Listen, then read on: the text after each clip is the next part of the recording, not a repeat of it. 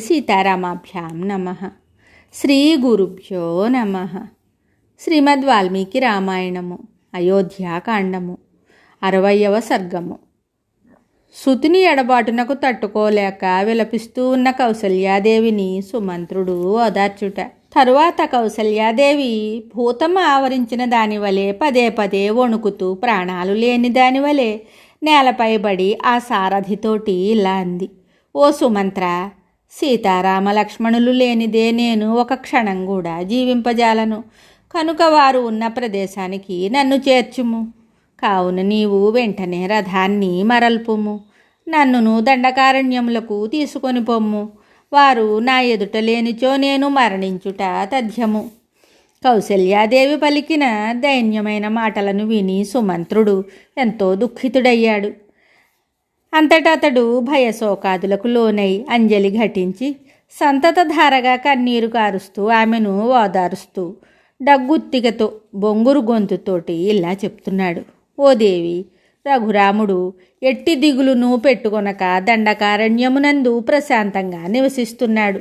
కాబట్టి నీవును అచ్చట శ్రీరామునకు ఏమగును అను బెంగను పెట్టుకోవద్దు. ఆయన ఎడబాటు వలన కలిగిన దుఃఖమును వ్యాకులపాటును విడిచిపెట్టుము. నీవు ఆయనకై ఏమాత్రము పరితపించవద్దు. జితేంద్రియుడును ధర్మజ్ఞుడును అయిన లక్ష్మణుడు వనమునందు నిరంతరము శ్రీరామునకు పాదసేవలు చేస్తూ పరమార్థలాభములను సాధించుచున్నాడు. సీతాదేవి ఎల్లప్పుడూ తన మనస్సును శ్రీరాముని యందే లగ్నమనర్చుచున్నది. కనుక ఆమె నిర్జనారణ్యమున ఉన్నప్పటికీ అంతఃపురమునందువలే నిర్భయముగా మసలుకొనుచు శ్రీరాముని ప్రేమానురాగములను పొందుచున్నది. సీతాదేవిలో వనవాసపరమైన దైన్యము ఏమాత్రము కనబడలేదు. పైగా వనవాసమునకు అలవాటు పడిన వారి వలె ఆమె నిశ్చింతగా ఉన్నది.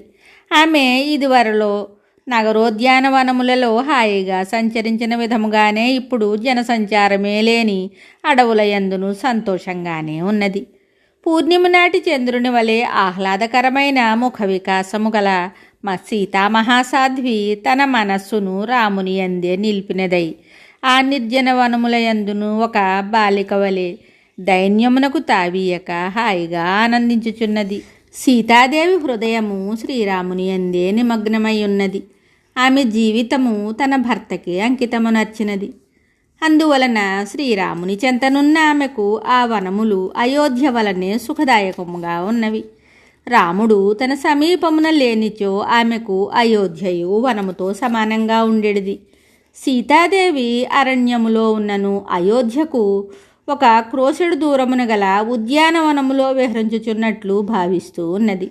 ఇంకనూ ఆమె తమ మార్గమున కనబడిన గ్రామములు, నగరములు, వివిధములగు వృక్షములు మొదలగు వాటిని గురించి శ్రీరాముని గాని లక్ష్మణుని గాని ఉత్సాహంతో అడిగి తెలుసుకొనుచున్నది. సీతాదేవిని గూర్చి నాకు ఇంత మాత్రమే జ్ఞాపకమున్నది. ఆమె కైకేయిని గూర్చి ఏదియో చెప్పింది, కానీ అవి నాకు స్ఫురణలో లేవు.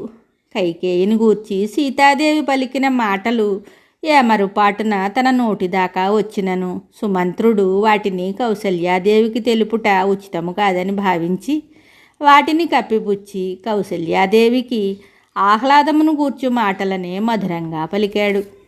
ప్రయాణ శ్రమచే బడలి ఉన్నను, తీవ్రమైన గాలులకు ఎండలకు లోనైనను, పెద్ద పులులు మొదలగు క్రూర మృగములను చూచుటచే వ్యాకుల పడినను, చంద్రకిరణముల వలె ఆహ్లాదకరమైన ఆమె శరీరకాంతి ఏమాత్రము వసివాడలేదు. మధుర భాషిణి అయిన సీతాదేవి యొక్క ముఖము వికసిత కమలము వలె సుందరమై పూర్ణచంద్రుని వలె ఆహ్లాదకరమై ఒప్పుచుండెను. అట్టి ఆమె ముఖ సౌందర్యము కానీ కాంతి కానీ ఆ వంతయును చెక్కు చెదరలేదు. సీతాదేవి పాదములు సహజముగానే ఎల్లప్పుడూ లత్తుకరస శోభలతో ఎర్రని కాంతులతో విలసిల్లుచుండును. వనవాస జీవితమున ఆమె తన పాదములకు లత్తుకరసమును పూసుకొనకున్నను, పారాణి దిద్దుకొనకున్నను, అడవులలో సంచరించుచున్నను ఆమె కాళ్లపైని కెందామర మెట్టతామర శోభలు ఇప్పటికిని కొంచెము కూడా తగ్గలేదు. మిక్కిలి సుందరి అయిన సీతాదేవి ఆభరణములను ధరింపక ఉన్నను శ్రీరామునిపై గల అనురాగముచే ఆయనను ప్రసన్నుని గావించుకొనుటకై ఇప్పటికిని నూపురములను కాలి అందెలను ధరించిన దానివలే విలాసముగా నడుచుచున్నది. సీతాదేవి శ్రీరాముని బాహుబలముపై విశ్వాసముంచి వనవాసము చేయుచున్నది. అందువలన వనములలో సంచరించుచున్నను ఏనుగులు, సింహములు, పెద్ద పులులు మొదలగు అడవి జంతువులు ఏవి కనబడినను ఆమె కించిత్తైనను భయపడుటలేదు.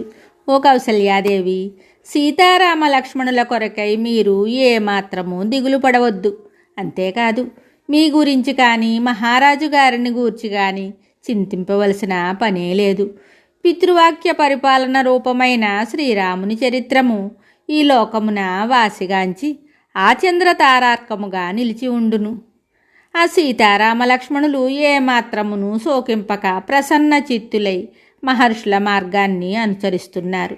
వారు వన్యఫలములనే, కందమూల ఫలములనే సంతోషంతో స్వీకరిస్తూ తండ్రిగారి సత్యప్రతిజ్ఞను నెరవేరుస్తున్నారు. సుమంత్రుడు యుక్తియుక్తములైన మాటలతో ఎంతగా ఓరడించుచున్నను సుతుని ఎడబాటు శోకంతో మిగుల కృషించి ఉన్న కౌసల్యాదేవి, ఓ ముద్దుల కుమార, ఓ రఘురామ అని వాపోవచ్చు తన పరితాపమును వీడలేదు. వాల్మీకి మహర్షి విరచితమయ్య ఆది కావ్యమైన శ్రీమద్ రామాయణమునందలి అయోధ్యాకాండమునందు 60వ సర్గము సంపూర్ణం. శుభం.